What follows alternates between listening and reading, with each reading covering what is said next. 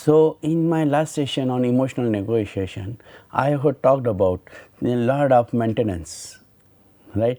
That is about the Vishnu, Lord Vishnu. I have talked about Lord of destruction, and that is about the Lord Shiva, and then Lord of creation, that is the Brahma. And I will continue now further from that particular emotional negotiation in this emotional negotiation part 2, that is the in Indian negotiation strategies and the tactical ways. Now I will talk about the Bhagavad Gita. Teachers want to be detached and not to be clouded by the desires, and then therefore in that case the Bhagavad Gita teaches us that is the how there should be the detachment has to be there one, and there, now please understand that there can be the attachment with detachment. So naturally we are human beings. So we, according to me, we are attached. We are attached to so many objects, and therefore, but it is natural because we are not God. We are just a human being. So we are having many weaknesses, and therefore naturally we are getting involved into these emotions, feelings, and the attachment and all. But what the Bhagavad Gita has said, that is the yes, you are attached, but attached with detachment is there. How we can do that? And it talks about one stabilizes one's mind by self discipline. Now, when we are talking about the controlling our senses, then definitely in that case, when we talk about the control ourselves and with the self discipline, because all of us know what is right, what is wrong, what should we do, what we should not. And therefore, even after knowing if we are doing, it means that the self monitoring, self discipline is weak. We are not controlled to ourselves. So, therefore, that control of mind, that is a self discipline, that is becoming very, very important.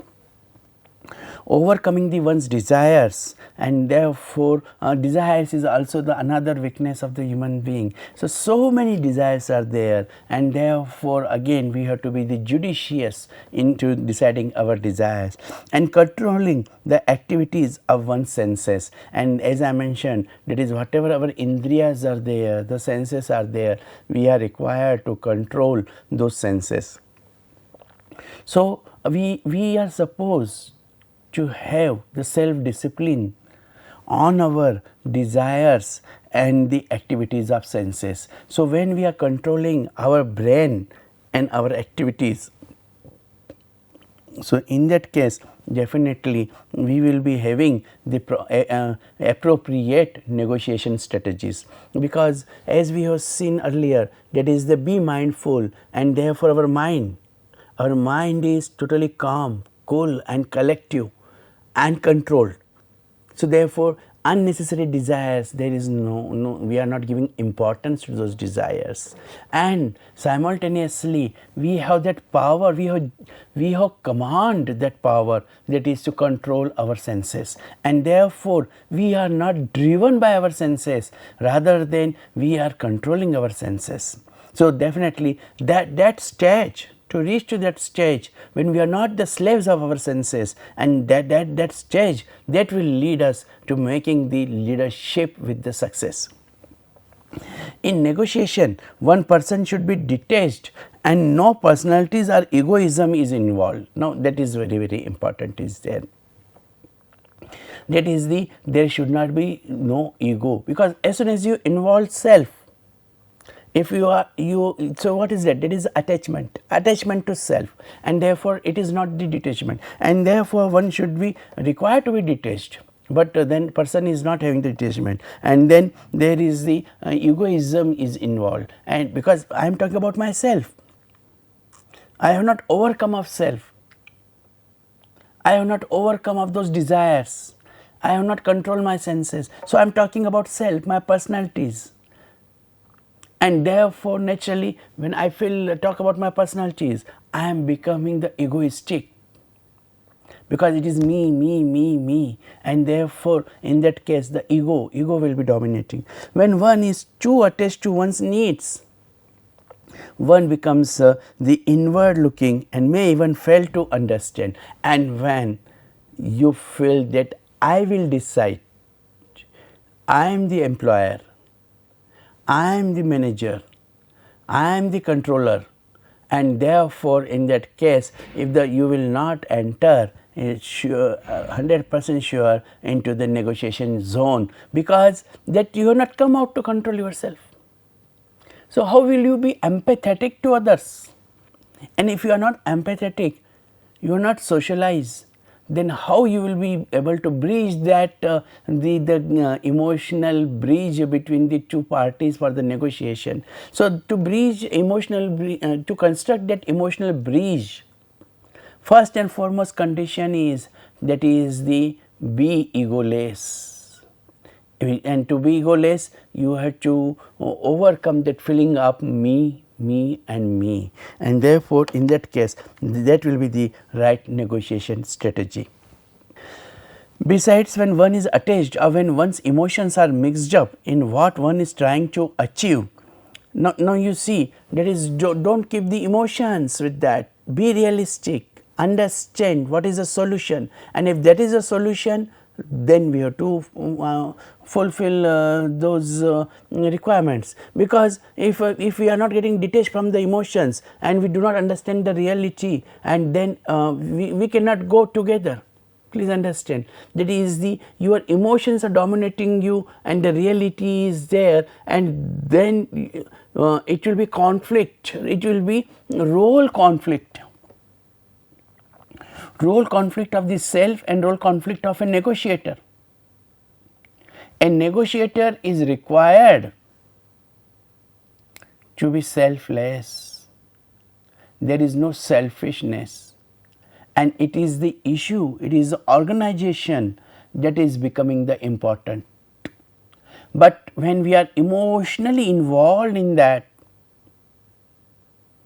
then definitely in that case we are lacking as a role of a negotiator.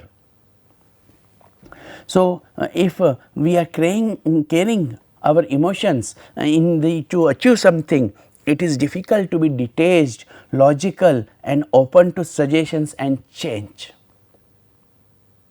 because the ego will not allow that. Ego is the very powerful tool as a resistance to change, and whenever you are into the negotiation, it is a change management, and the change management is possible only when you are egoless. So, otherwise it is difficult to be detached also, because you are emotionally associated, and therefore the first and foremost in the negotiation is required, that is a detachment. Understand your role, understand your duty, detach as a me, and then detach the emotions, and then go for the what is benefit for the organization, society and nation.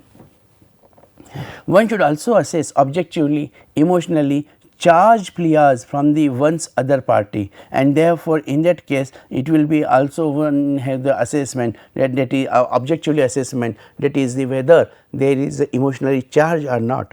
Focus on the problem and not the person or people. If you are emotionally stable, you will not concern who has said that, you will be concerned what has been said.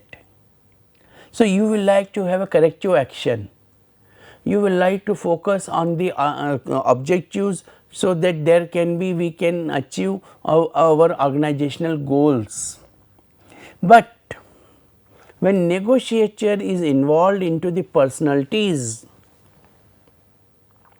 of the other party, when it is involved who are the persons, and therefore in that case there will be the conflict, role conflict will be there. However, we should know who is a negotiator, what is his personality, and we should have that is a performance background, that is as a negotiator what he has done. That is, again please understand, there are the pre-negotiation stage, and in the pre-negotiation stage we should have the full information about the with whom we are going to for the emotional negotiation, because you please understand, this is not applicable only to one party, this is applicable to other party also which is into the negotiation process. So, both the parties should have the information and knowledge about the other party, and that is called the pre-negotiation. So, before you are going to the emotion, otherwise what will happen? So, if you are talking to a person, negotiating with a person who is not who has never been able to understand the issues and who has been always the egoistic, there is no point. Having this understanding, that is, this person will not be egoistic with during my negotiation, so then that is an exception. But otherwise, normally if you have that information in the last 10 negotiations by this person, how was the negotiation process has gone and what were the consequences of negotiation and what are the post negotiation results, and that will give him the feeling about this negotiation. So, one should also assess objectively and emotionally and not focus on the person or people, rather than should be focused on the problem. Now, another important aspect, like you see, the culture plays a very important role, whether it is a family culture or organization culture. Some cultures negotiate more logically and others emotionally. So, Japanese give more importance to the others' feeling than logic. So, therefore, in that case we have to be very careful whenever we are doing the negotiation. We have to also try to understand the culture of other party. Differences in the displays rule for expressing a socio-emotional message as a function of the national culture as well as of occupational and organizational culture. So, always we have to understand that is the there is a rule for expressing a socio-emotional messages. So, in the social emotional message is that a function of the national culture as well as of the occupational culture.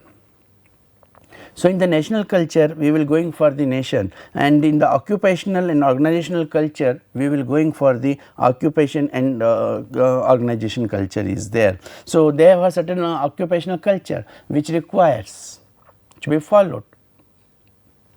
So, occupational cultures like the manager is an occupational culture, and therefore, a manager's managing by the planning, organizing, directing, coordinating and controlling. So, that is his style of managerial function is there, but his style should match with the organizational style. Organizational may be open ended, may be close ended. So, certain organizations which are open ended, then definitely in that case they will be more successful, while when the organizations are the less open minded, then definitely it will be close organization culture will be there and the negotiation will be more tricky. Cultures may differ in which up to functionally interchangeable emotions are triggered by a relational problem, and always we have to understand that is the how long relations you are having with the another organization. So, in the organizational emotional negotiation, it is between the two organizations, and then how they are functionally interchangeable are there. So, therefore, normally when you see the hardware with the software, and then in the cultures of the one company with the another organization, one organization with another organization, that has to be seen. That is how interchangeably emotions are there, and then you have to be very careful, because you will be one will be incomplete without other. So, therefore, we have to understand we are able to trigger. Emotions are most likely varies across organization culture. Contempt was the preferred emotion in positioning efforts by managers of a relatively higher class. In contrast, anger would erupt between the lower managers. So, therefore, in that case there will be the preferred emotions in positioning efforts by managers of relatively higher class. So, that we have to. So, you now here you see that is what hierarchy level is there. So, if the positioning is efforts by the managers of relatively higher class, then definitely in that case it will be more balanced one. In contrast, anger would erupt between the lower managers. So, therefore, we have to understand that is the when you are making the negotiation team, emotional negotiation team. So, when we have talked about that is controlling the emotions, how you are able to control the emotions, how you are able to control your senses. So, when you are talking about the lower managers, then definitely in that case it is chances that they will not be able to visualize what is what could have been the visualized by the top level managers is there. Now, the another dimension. So, we were here we were earlier talking about that is the senses and then the Indian mythology in case of the communication. Now, we will talk about the effect of communication on the medium on the negotiation is there. Like if you remember, I had mentioned that is the speak sweet in the negotiation. So, therefore, in that case we have to keep in mind that is always we are able to have a proper communication during the emotional negotiations. Associated with less deceit and the higher joint gain. So, naturally what we will try? We will try to have the maximum gain out of the less input. Corporate in a mixed motive conflict. So, therefore, we will find it is always a mixed motive conflict is there between the one and the another, and what we have to do, we have to use the both. So, you in the emotions negotiation, you cannot be only the balanced one, sometimes you are required to be the emotional one also. Positive effects through face to face communication. I have discussed these slides in the last session, in which the facial expression like the laughter and anger and the liking that has we have seen. So, therefore, that will be the positive effects will be there, and whenever we are having the face to face communication, and when you are having the smile, when you are having your eye contact, when you are able to understand each other, when you are shaking hands. So, it is due to non-verbal rather than the verbal cues is there. So, in that case, in the face to face communication, it will be more the verbal communication, that is your sweet tongue, that will play a role. Non-verbal cues lead to the rapport among negotiators. So, therefore, in that case there will be the non-verbal cues will be there, and in the so naturally the body language, your kinesics, your hand movements while talking, your eye contacts, that will show, right. So, when you are feeling the embracing, so then your eye contact will not be there, and that you will try to see look somewhere else rather than to the negotiator. So, what it means? It means that there is during this face to face communication, non-verbal cues will be noticed by the another party, and they will interpret whether the bargaining zone will be in their favor or in the favor of others. However, it enables a non-verbal dominance tactics which leads to lower collective outcome is there. So, therefore, this non-verbal dominance will be there, which is making the lower collective outcome will be there. Now, the another mechanism is email. So, a report is less in media which lacks the visual access. So, therefore, in that case it will be naturally as compared to the face to face, this will be having the less in media will be used. Frequent explicit references to the relationship required to do the emotional work, and therefore, in that case, because our email is there, and in the email what is that? We have to make the references, explicit references are very important. If we are able to make the explicit references, then definitely the relationship will be to do the emotional work will be there, because those references that will demonstrate the connect between the you and the negotiator.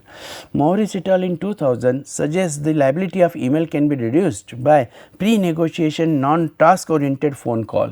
So, therefore, in that case developing a rapport with the non-task oriented phone call. So, it will not be the task oriented, and so therefore, when you will speak, it is the developing the relationship, it is developing the connect between you and others, and therefore, in that case that will be existing. Pre-negotiation exchange of pictures and personal information, and therefore, in that case you will find that there is the always before the negotiation we can have the exchange of pictures and personal information. So, people will be familiar. and so you will know to each other, and therefore their personal information will be there. The existence of shared group affiliations between the two negotiators. So, therefore, in that case definitely we will have that is the both the groups, right. So, they have developed a somewhat affiliation before they are coming on the tables of emotional negotiation. So, therefore, this type of the when the pre-negotiation steps, for example, non-task oriented phone call, exchange of pictures and personal informations, sharing the group affiliation between the two negotiators, that is what is a common between them, and then where are the groups where they all are the members, then this type of the relationship that will be helping in developing the emotional negotiation. Now, in the part of the emotional negotiation, now finally I will come to a particular case study. In this case study, Donald Dell, a pioneering American sports marketer and agent, who is the known for these especially for the American sports marketer. Dell relates in his book, Never Make the First Offer, that when he was just starting out, he was in a tense negotiation with the new corporate owner of the head tennis racket brand. So, it is very good example has been given, a situation has been given where the when it was just the starting in with the in the negotiation, and then he was supposed to have a negotiation with the new corporate owner of the head tennis racket brand. The head has previously struck an endorsement deal with one of the Dell's star clients. So, Arthur Ashe, which gave the US Open and Wimbledon champion a 5% royalty on all sales. The new owner wanted to scrape the arrangement, and Dell and Ashe naturally wished to keep it going. So, naturally in that case where the as far as the companies are concerned, those who has been the Dell, and naturally the Ashe who was the given the US Open and Wimbledon champion a 5% royalty. So, they were interested. However, the new owner, that is, he wanted to scrape the arrangement. Dell was in the middle of making his case to some senior executives when the door flew open and the company chairman stormed in. So, God meant it, he screamed, "This is outrageous. He is making 10 times what I am making, and I am chairman of this company." And therefore, in that case he was into the totally led by the negative emotions. The room went silent and all eyes turned to Dell. How would he respond? What do you think? Would he cave in or blow up the deal by answering in kind? In the same way, after a brief pause, Dell said, "But Pierre, Arthur has a much better serve than you do." The tension was broken, and the people laughed and got back to the business, and they tweaked the royalty schedule and preserved what was really a profitable relationship for both the sides. I have also talked the humor at workplace, right, and humor is also an emotion. So, as soon as when you talk about this particular the response in emotions, when the person is into the anger, your chairman is into the anger mood, and therefore, in that case how you can diffuse that anger by having the comment which will make a sense of humor, and every people will laugh, and therefore, you are reducing that all stress and tension which could have been, which have come to be reflected if the Dell who would have said that is the yes, you are right, and then if he has reacted in that direction, then it has been the fire up. But to avoid, in spite of that, that is the saying, that is the author has a much better serve, right. So, naturally when we are talking about this type of the comments, then naturally the people will laugh, and they will understand, and they will diffuse the situation. So, this is becoming a very important. The kind of poise Dell displayed can mean the difference between a deal and the deadlock. A very important point, because as soon as you emotionally respond, either you can continue in the deal or you can make the deadlock there. A very alarming. That is, you see how important is emotional negotiation, because now one has to be prepared. I think the preparedness is very important, and the spontaneity is important, and the goal is to be very clear. because if there is no spontaneity, then definitely in that case what will happen, you will get stuck somewhere. But your object, I have mentioned in the emotion negotiation one, that is the how your objective and goal drives you. Now you see, your objective and goal is to bridge the emotions, then your communication automatically will change, because your objective and goal, to achieve that goal, your communication, that will be having a very positive emotions. It will have that understanding, it will have a sweet talk, it will coordinate, it will be communicated in a way where the face to face communication, facial expressions will be very positive, right. They will be, even non-verbal clues will be the positive. So why? Because you want to achieve the goal, and but you have made a preparation for that, because you know whenever you are into the chair of negotiator, so there can be a deadlock any time, but a smart person, that he will not allow to raise the deadlock, he will keep on making the communication, and therefore the deal will go, otherwise deal will stop. So when you want to make the deal, then in that case between a deal and the deadlock, you have to understand the difference, and your objective should be to win. Your objective is to get the deal rather than the deadlock. It is something deeper than being quick with a joke, right. So therefore in that case you cannot just mention that is the, it is becoming the only a joke, because what is the difference? Please understand, when you are making only this joke, then in that case you are not actually touching the issue.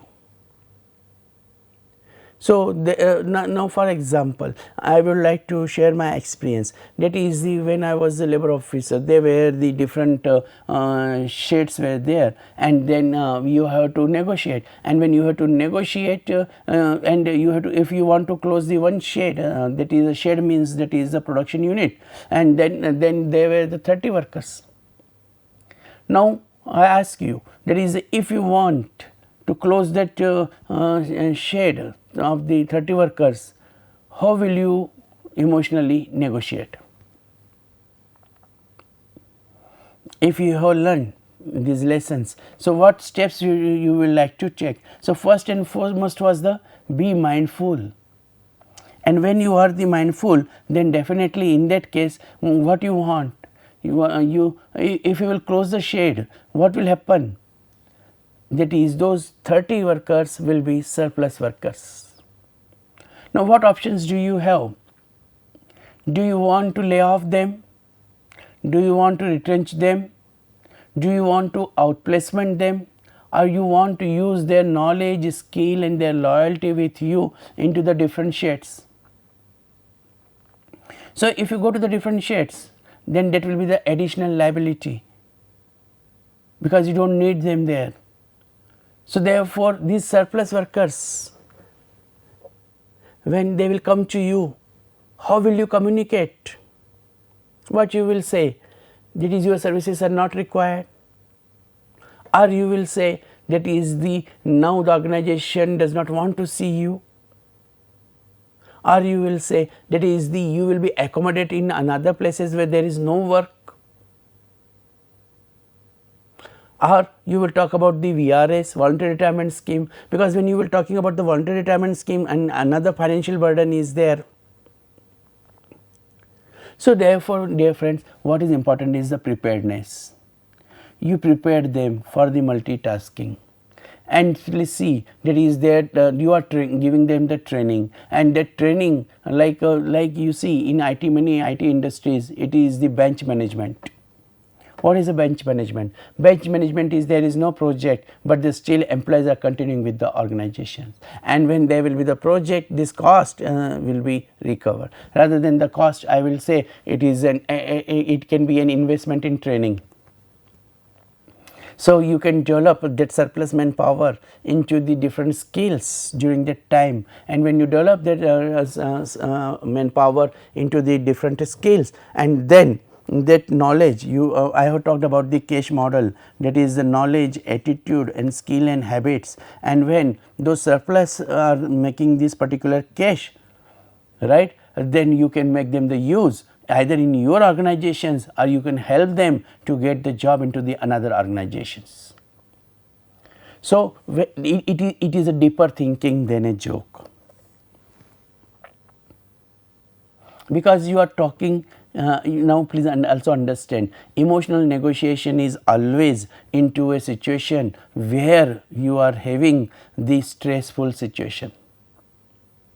In the earlier session I have talked about, that is the whenever we are talking about the performance or productivity, it is always like this relationship, and if this is a relationship, and then that stress that you have to reduce, and to reduce the stress and increasing the performance, you have to see that is the cache, and then you are making what is here is the communication.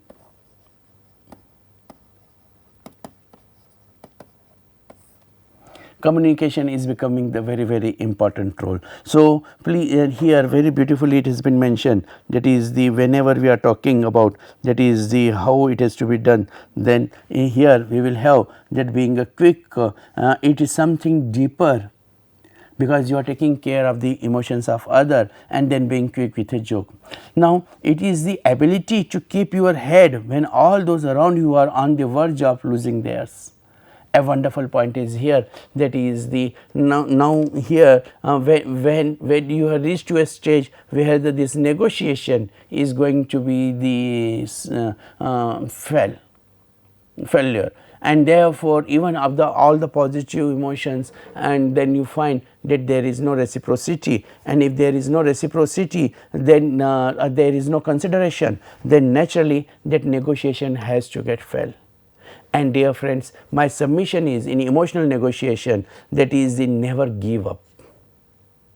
When you are talking about emotional quotient, that is the self awareness, self regulation and motivation, empathy and socialization. These 5 dimensions, please use those 5 dimensions. When you use those 5 dimensions, you will understand that is the always you can make the one of the dimension in the favor when you are discussing with others.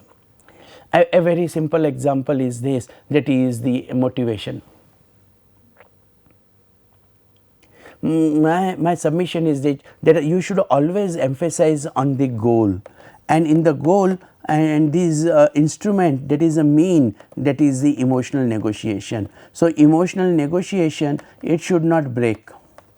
If you are going with this emotional negotiation to achieve that goal, please understand you should not break, and therefore, if you break there will not be the achievement of the goal. So, what is important, that is the always what we have learned, that is the understand the different emotions. Please understand, that is you are with the positive note, understand how to bring other persons into the umbrella of that bargaining zone. I am sure that whenever you will have this type of the understanding, your emotion negotiation will be always successful. So, I wish you all the best for your emotional negotiations, and the victory in emotional negotiation, which will be having on the basis of the all the mechanisms, Lord of maintenance Vishnu, Lord of creation, that is about Brahma, and Lord of destruction, that is about the Mahesha, and the Bhagavad Gita. These all our ancient literature of Indian mythology, then definitely that will help us, that is the how to control our senses and lead towards a successful negotiation. So, this is all about the emotional negotiation. Thank you.